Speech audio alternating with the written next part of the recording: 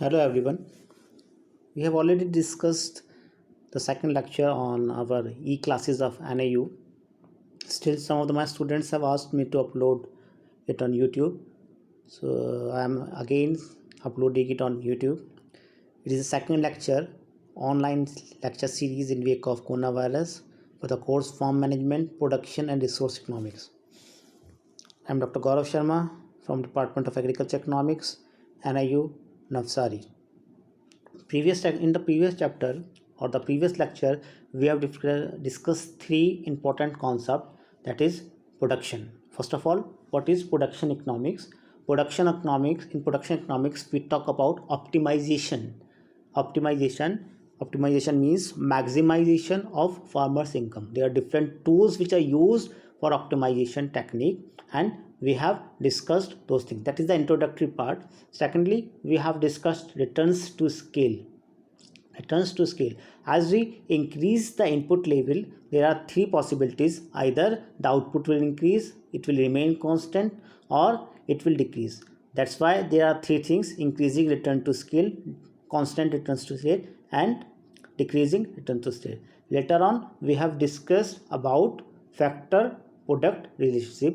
In that product we are trying to ask the question how much to produce, what is the optimum level at which we must produce certain things. Now in this lecture we are going to discuss about factor relationship and product relationship. As a detailed discussion has been done on our online portal of NIU, so I am going to summarize up and discuss it up. First of all factor relationship. हमारे production process में हम जब कोई output लेते हैं उसके लिए दो इनपुट्स यूज़ करते हैं या दो से तीन इनपुट्स यूज़ कर सकते हैं. फॉर एग्जांपल हम वीडीसाइड या वीड्स निकालने के लिए या तो वीडीफाइड यूज़ कर सकते हैं या उसे मैनुअली भी हाथ से भी निकाल सकते हैं. तो हमारा क्राइटेरिया क्या होता है, या एक फार्मर का क्राइटेरिया क्या होता है, किसी भी तरीके से अपनी कॉस्ट को मिनिमाइज़ करना. उसी तरीके से मैन्योर्स और केमिकल फर्टिलाइज़र्स, फार्मर्स मैन्योर्स भी यूज़ कर सकता है और केमिकल फर्टिलाइज़र्स भी यूज़ कर सकता है. एक मोस्ट इम्पॉर्टेंट जो क्राइटेरिया होता है या एक लैंडमार्क या एक चीज़ जो ली जाती है वो चाहे प्रोडक्शन किसी भी तरीके से कम नहीं होना चाहिए. तो ये होता है factor relationship. Any production activities requires different inputs to produce a given quantity of output. There are many ways of combining these resources. और कैसे कैसे कंबाइन कर सकते हैं, मैन्योर्स और chemical fertilizers, human labours, machinery, fodder, concentrate, हम different pattern पे combine कर सकते हैं. y is a function of x1 x2 बार x3 x4 and xn. y x1 x2 का फंक्शन है क्योंकि जैसे हमने एग्जांपल दिया आपका मैन्योर्स और केमिकल फर्टिलाइजर्स, हम एक स्पेसिफिक आउटपुट लेने के लिए मैन्योर्स और केमिकल फर्टिलाइजर्स यूज़ कर सकते हैं जिससे हमारा आउटपुट लेवल सेम रहता है. ऑब्जेक्टिव क्या होता है, लीस्ट कॉस्ट कम्बिनेशन निकालना होता है. हमें निकालना होता है कितना क्या चीज़ यूज़ करें जिससे हमारा कम्बिनेशन लीस्ट कॉस्ट रहे, या दूसरा हाउ टू प्रोड्यूस, किस तरीके से हमें प्रोड्यूस करना चाहिए. तीन कॉन्सेप्ट इसमें यूज़ होते हैं, आइसोकॉन्ट, आइसोकॉस्ट लाइन और marginal rate of technical substitution. ये तीनों कॉन्सेप्ट यूज़ करके हम वो कम्बिनेशंस निकालने की कोशिश करते हैं जो हमें लीस्ट कॉस्ट कम्बिनेशन दिखाता है. Iso means equal, can't means quantity. The curve represented all combination of x1 x2. वो कर्व जो x1 x2 की डिफरेंट क्वांटिटीज़ को रिप्रेजेंट करता है, that produces equal quantity of output, जिससे कि आउटपुट इक्वल क्वांटिटी में मिलता है. तो वो कर्व जो डिफरेंट कॉम्बिनेशन x1 और x2 के दिखाता है जिससे आउटपुट हमारा सेम लेवल पे निकलता है. एग्जांपल दे रखा है दो कॉम्बिनेशंस का, मैन्योर्स का और यूरिया का. ये 7 कॉम्बिनेशन दे रखे हैं A to G. मान लेते हैं एग्जाम्पल के तौर पे the output of paddy amounting 1000 kg पर एकड़. हमने ये देखा कि जो आउटपुट मिलता है वो हमें 1000 kg पर एकड़ मिलता है इन डिफरेंट कॉम्बिनेशंस के. फर्स्ट कॉम्बिनेशन क्या है, a combination manure of cart load 1 unit, एक कार्ट लोड और 200 kgs ऑफ यूरिया. इससे हमें टोटल अमाउंट में आउटपुट मिलता है 1000 kgs पर एकड़। उसी तरह कॉम्बिनेशन बी, कॉम्बिनेशन सी, कॉम्बिनेशन डी, कॉम्बिनेशन ई, कॉम्बिनेशन एफ, इन सबसे हमें आउटपुट लेवल 1000 kgs पर एकड़ ही मिलता है। इन्हीं चीज़ को हम जब एक्स और वाई एक्सिस पे ड्रॉप करेंगे तो हमें एक कर्व मिलेगा जिसे हम कहते हैं आइसोकॉन्ट कर्व।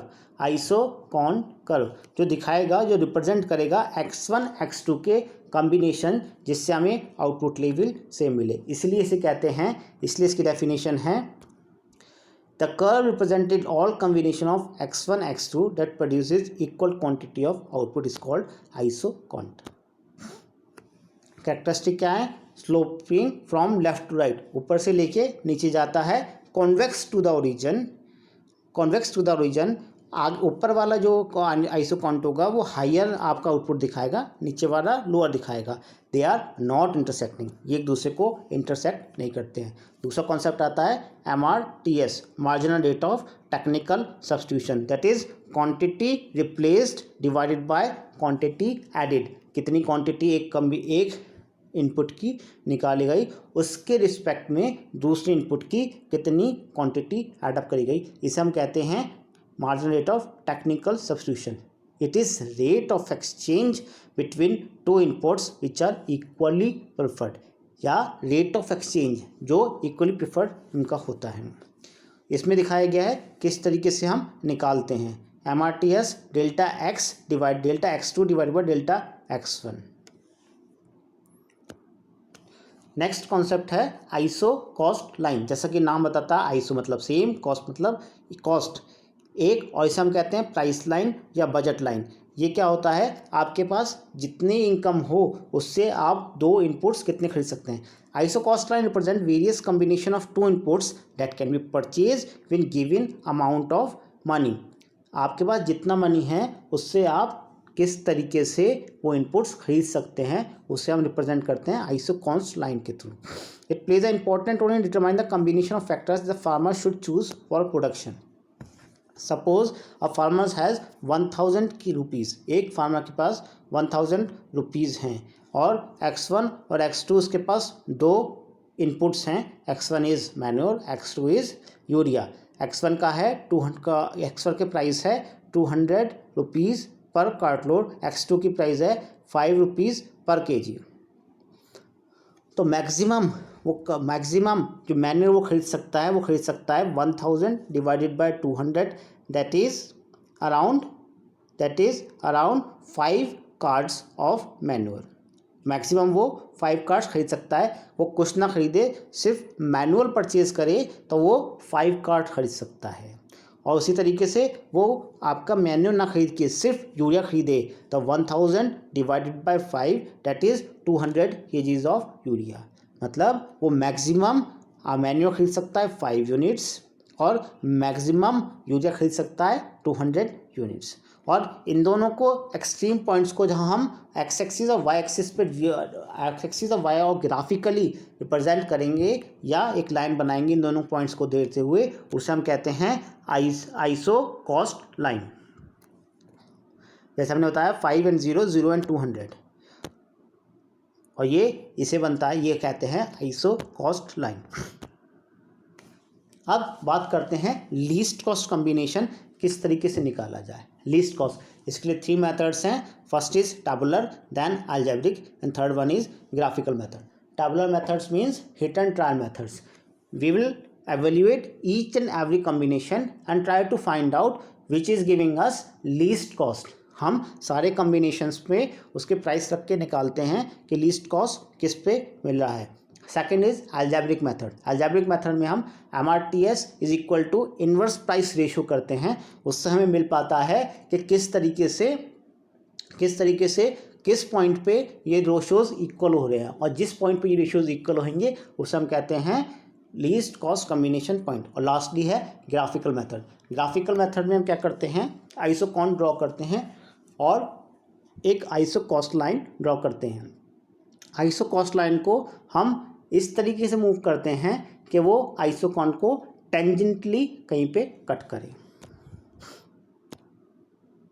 ये दो कॉम्बिनेशंस हमने दिखाए हैं और प्राइस लिया है 205 kgs। और इसके बाद हमने सबसे पहले यूज़ करा है टैबुलर मेथड, मतलब हर मेथड में, हर कॉम्बिनेशंस में कितनी कितनी कॉस्ट लगी वो देखा गया है। तो फर्स्ट कॉम्बिनेशन में जो हमारी कॉस्ट लगी 1200, सेकंड कॉम्बिनेशन में 1025, थर्ड कॉम्बिनेशन में 1000 और डी कॉम्बिनेशन में 1050, 11150, 1285 एंड 1450। तो इसमें लीस्ट कॉस्ट हमें दिख रही है कॉम्बिनेशन सी में, that is 1000 rupees. This is tabular method.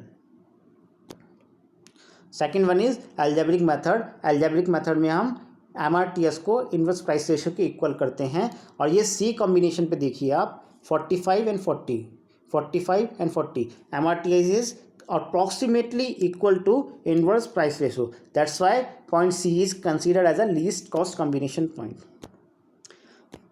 Then third one is graphical method. First of all, we will draw isoquant, then we will draw isocost line, and we will move isocost line such that it will tangentially cut the isoquant. This is how we find out the least cost combination in factor relationship by three methods, that is tabular, then algebraic, then graphical. In tabular method we will evaluate each and every point for the least cost. In algebraic method we will put MRTS equal to inverse price ratio, and thirdly in graphical method we will draw isoquant, then draw iso cost line, and at the point where iso cost line will cut isoquant tangentially, it is called as the least cost combination point. Now product relationship. एक किसान के पास, एक farmer के पास different enterprise होते हैं। वो 2-3 enterprise पे काम कर सकता है, लाइक मेज एंड बाजरा। वो दोनों में से कोई सा भी क्रॉप लगा सकता है, मगर उसका मेजर मोटिव क्या होता है या मेजर ऑब्जेक्टिव क्या होता है? मेजर ऑब्जेक्टिव होता है किसी भी तरीके से मैक्सिमाइज करना अपना इनकम या अपना प्रॉफिट। तो प्रोडक्ट रिलेशनशिप में हम वो क्राइटेरिया यूज़ करके कि किस तरीके से क्या कॉम्बिनेशन होना चाहिए कि किसान को मैक्सिमम प्रॉफिट मिले, वो चीज़ डिस्कस करते हैं। The basic use of farmers, land, labor, capital are scarce. However, their scarce resources have many alternative uses. These can be used in producing different crops and livestock enterprises. Farmers have to decide whether to produce the crops alone or livestock alone or their combination. The farmer should choose such a combination of crops or livestock enterprises that maximizes profit. वो combination use करे जिससे उसका profit maximize हो. Product relationship deals with allocation of resources among different crops and livestock enterprises. It is explained by law of product substitution. In this relationship, resources and inputs are kept constant and product is varied. Graphically इसे दिखाते हैं या mathematically इसे दिखाते हैं। y is a function of y2 slash x2 x1 x2 and xn। y is a function of y2। y is a function of y2 because जैसे हमने example लिया मेज और बाजरा का। मान लेते हैं एक फार्मर के पास 10 हेक्टेयर लैंड है। अगर 10 हेक्टेयर लैंड है और उसमें मेज 6 हेक्टेयर्स में लगा दी, तो डेफिनेटली बाजरा जो लगेगा वो सिर्फ 4 हेक्टेयर से लगेगा। इसलिए मैथमेटिकली से दिखाते हैं y is a function of y1 slash x2 xn x2 xn slash के बाद दिखाया जा रहा है, मतलब ये चीज़ें फिक्स हैं। हमें फिक्स रिसोर्सेज से, जो रिसोर्सेज हमारी फिक्स्ड हैं, उससे इस तरीके से प्रोडक्ट कॉम्बिनेशन लेना है जिससे हमें मैक्सिमम प्रॉफिट मिले। ऑब्जेक्टिव क्या है? Profit maximization. किसी भी तरीके से हमें प्रॉफिट मैक्सिमम करना है। और व्हाट टू प्रोड्यूस, और क्या प्रोड्यूस करना चाहिए। इसमें भी जैसे फैक्टर में यूज़ हुए थे 3 कॉन्सेप्ट, इसमें भी 3 कॉन्सेप्ट यूज़ होते हैं। Product possibility curve, iso revenue line और marginal rate of product substitution. Product possibility curve, जैसे कि हमने फैक्टर प्रोडक्ट में डिफरेंट इनपुट के कॉम्बिनेशन से एक ग्राफ बनाया था, उसी तरीके से यहाँ पे हम डिफरेंट प्रोडक्ट के कॉम्बिनेशन से जो ग्राफ बनाते हैं, जो कॉम्बिनेशन से ग्राफ बनाते हैं, उसे हम कहते हैं product possibility curve. It represent all possible combination of 2 products. जो डिफरेंट प्रोडक्ट्स का combination that could be produced giving amount of resources, जो एक स्पेसिफिक अमाउंट के रिसोर्सेज जो आपके पास हैं या फार्मर के पास हैं, जो उससे प्रोड्यूस कर जाए, जो कॉम्बिनेशन उस लोकस को उन कॉम्बिनेशंस को रिप्रेजेंट करता है, उसे हम कहते हैं प्रोडक्ट पॉसिबिलिटी कर्व। इससे हम अपॉर्चुनिटी कॉस्ट कर्व भी कहते हैं और प्रोडक्ट फ्रंट लाइन भी कहते हैं।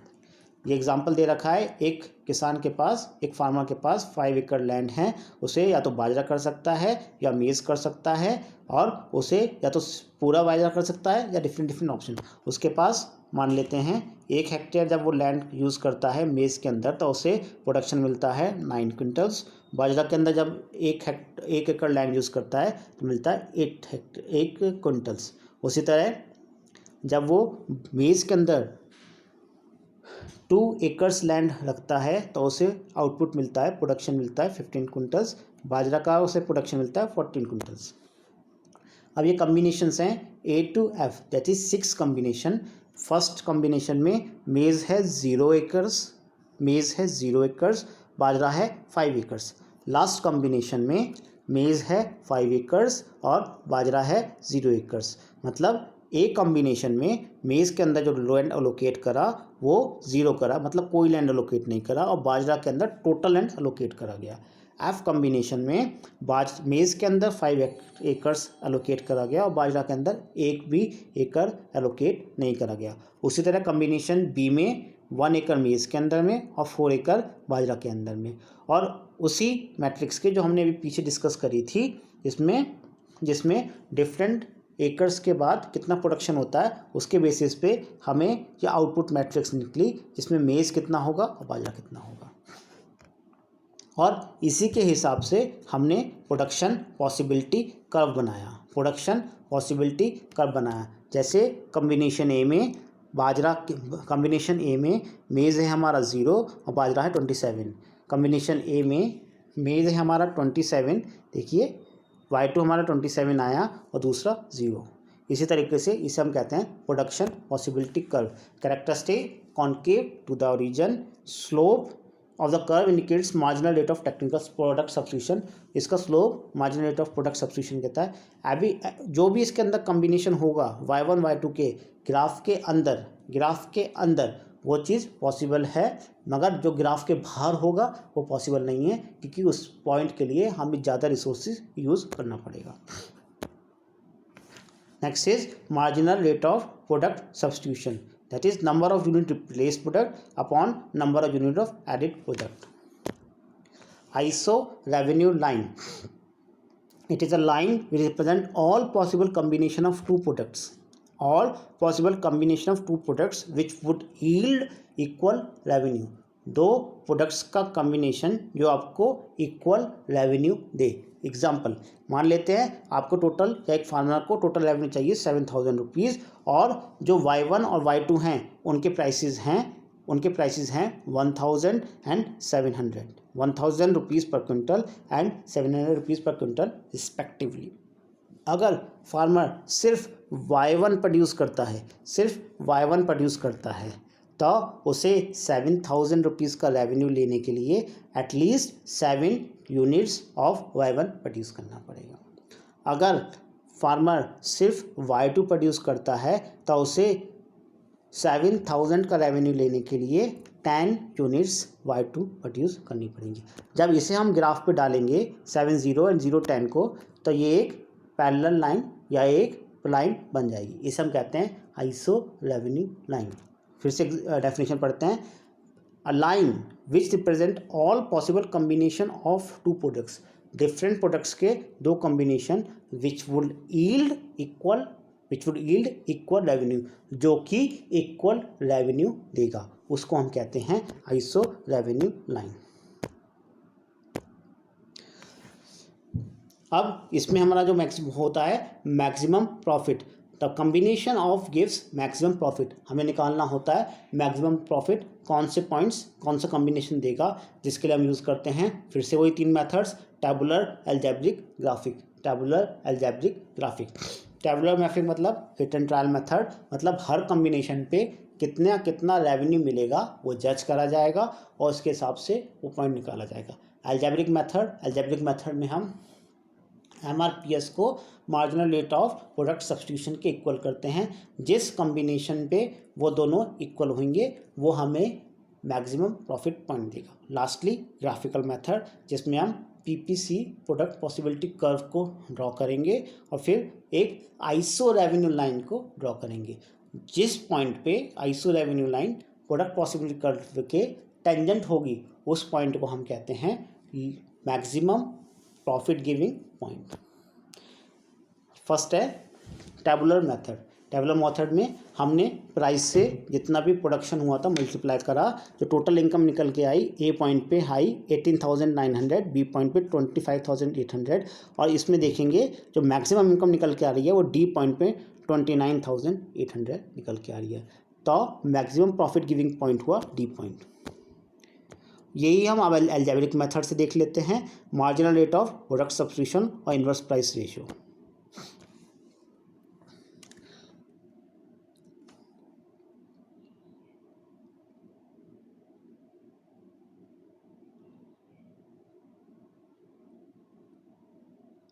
एट्थ और नाइन्थ कॉलम नंबर, एट्थ और नाइन्थ कॉलम नंबर में जो डी पॉइंट पे है वो MRPS है 1.2 और इन्वर्स प्राइस रेशियो है 1.43। ये अप्रॉक्सीमेटली इक्वल आ रहे हैं, इसलिए D point is giving you maximum profit giving, maximum income giving point. उसका अपोजिट MRY2/Y1 Y2/Y1 करके देखें तो पॉइंट डी ही निकल के आता है, इसमें मैक्सिमम प्रॉफिट मिल रहा है।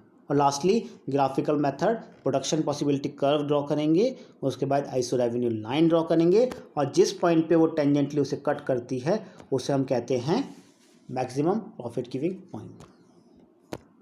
This is all about today. Thank you.